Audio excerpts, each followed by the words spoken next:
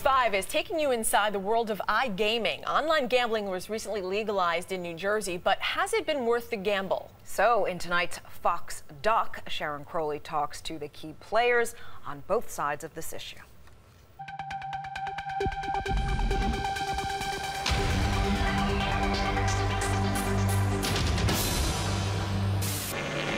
This isn't just a game for some people. This is a way of life.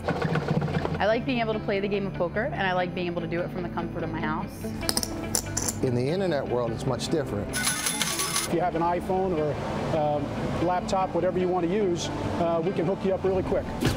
Atlantic City, famous, of course, for its boardwalk, its beaches, and its casinos. Well, recently, New Jersey has expanded gambling. It's not just in buildings anymore, but you can even find it on your computer and your smartphone. It's a lot easier for me to fire up a tournament online than it is for me to drive to Atlantic City. Can I push the train with you? Stay-at-home mom Lana O'Brien may not be exactly who you picture when you think of an online gambler. A lot of women don't want to walk into a casino and play in a tournament where 95% of the field is men. On some nights after Lana puts her 2 little boys to bed, you can find her here on her living room couch in Englishtown, New Jersey, playing an online poker tournament. I love the game of poker. It's always a challenge. You're playing against other players. You're not playing against the house. My dream is to make as much money as I possibly can from this. 24-year-old Ryan Shaw, a bail bondsman, gambles about 3 hours a day from his home in Fair Lawn, New Jersey. Ryan was serious enough to get a virtual coach to improve his game. I take this very seriously, and I do get a decent money off of it, and I use this, to pay some bills here and there. Ryan and Lana are part of a new population of internet gamblers in New Jersey. You've probably seen the commercials. Using your computer or your smartphone, you can play online almost any game you can play in a casino. So just take me through step by step. So we open it up, put in your password. Okay. Anybody can log on and start playing. Basically, you have to make an account and do the sign up, then geolocate. Once you geolocate, you can deposit using whatever method you feel like.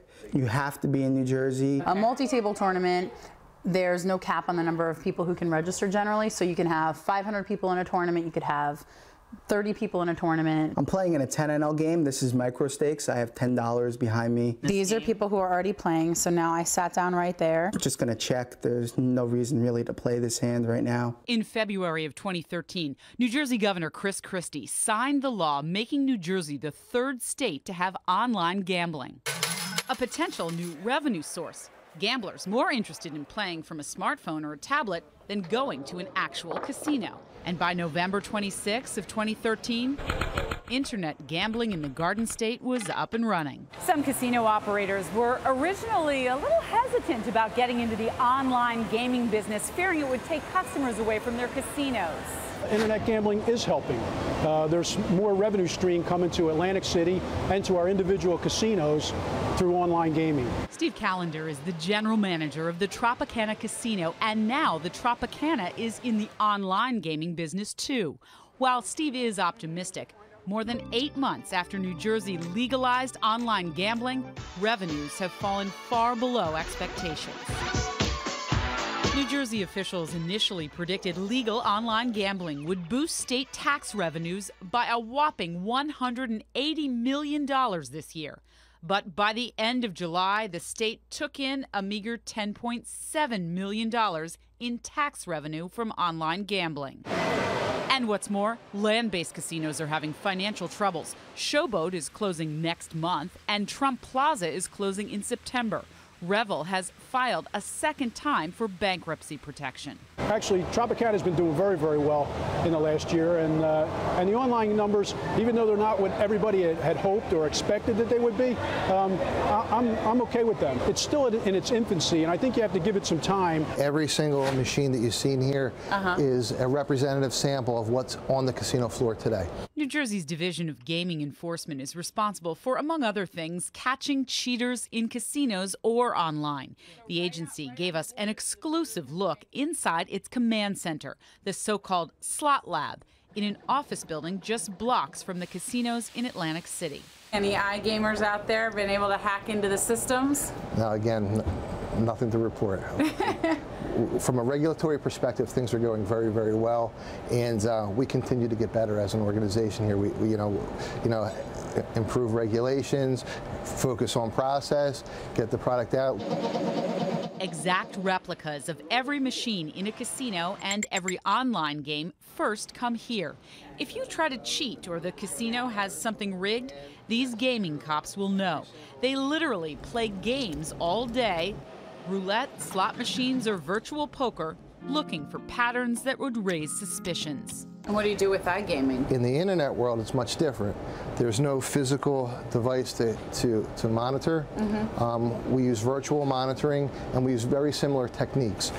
Every bit of software that's used in internet gaming has a digital signature. We monitor those digital signatures remotely, and if and when any of those signatures change, we're alerted to that. To play on a New Jersey site, you have to be in New Jersey. And this computer monitors who's playing and where.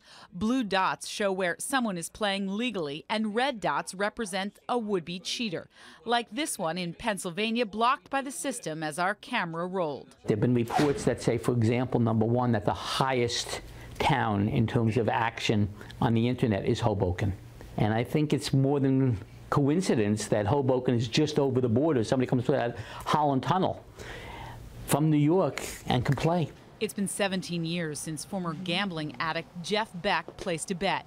Today, he's an assistant director at the Council on Compulsive Gambling of New Jersey, a nonprofit group that runs 1-800-GAMBLER.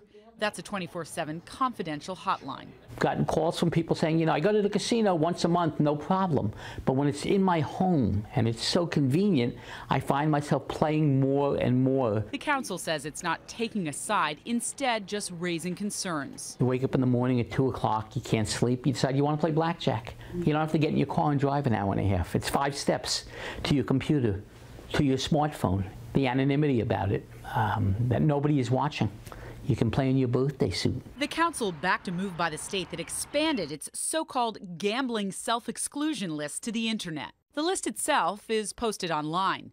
Names and faces of gamblers who applied with state regulators to effectively ban themselves, preventing them from winning or losing money online or in a casino. It's not preventing them from walking into a casino, but it's preventing them from gambling where there may be an addiction issue. From regulation to revenue, what's happening in New Jersey is being watched closely around the country, including right next door. New York is the last jewel in the gaming market. New York State Senator John Bonasek has introduced legislation to bring online gambling to New York. I think it's the wave of the future. We've spoken to principals from Caesars in Vegas and MGM, and they've indicated in the first year, New York could expect anywhere from $33 million to $45 million a year. Dave Reebok, the director of New Jersey's Division of Gaming Enforcement, has this advice. We're off to a good start. None of the horror stories that were projected by others, the naysayers, that would be the downfall of the world. And I know in discussions I've had with others, including those who are interested in doing internet gaming in their states, they're going to look to New Jersey and just copy what we've done here. And that brings us back to our players, Ryan and Lana. They hope other states adopt online gambling so they can one day have more people to play with.